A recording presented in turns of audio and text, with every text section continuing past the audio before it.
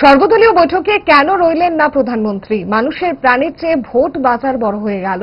ওসমার বিদ্রুপের সুরে প্রধানমন্ত্রীকে তোপ বাম নেতা মানিক সরকারের।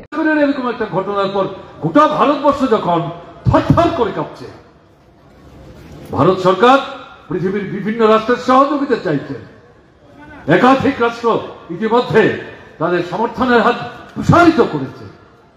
এরকম একটা জায়গায় দাঁড়িয়ে প্রতিরক্ষা মন্ত্রী তার উপস্থিতিতে সর্বদলীয় সভা হয়েছে দিল্লিতে, প্রধানমন্ত্রী ছিলেন না। তিনি তখন বিহারে আসন্ন বিধানসভার নির্বাচনে বিজেপির জয় পাকাপুক্ত করবার জন্য গলা ফাটিয়ে বুক চিতিয়ে বক্তৃতা করছেন, আর সেখানে হুমকি দিচ্ছেন যারা আক্রমণ করেছে তাদেরকে জীবনে যেটা ভাবেনি এরকম শিক্ষা দেওয়ার জন্য আমরা প্রস্তুতি নিচ্ছি। এটা অর্থটা কি? আপনি এই মিটিংটা বন্ধ করে সর্বদলীয় এই সভায় আপনি নিজে কেন উপস্থিত থাকলেন না? এর চাইতে আপনার এই পাটনা বিহারে এই নির্বাচনের মিটিংটা এত গুরুত্বপূর্ণ হয়ে গেল।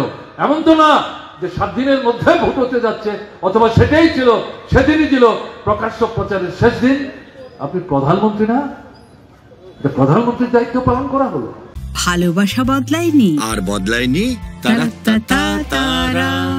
5 দশক ধরে গ্যাস, অম্বল ও পেটের সমস্যার একমাত্র সমাধান গ্যাস নল।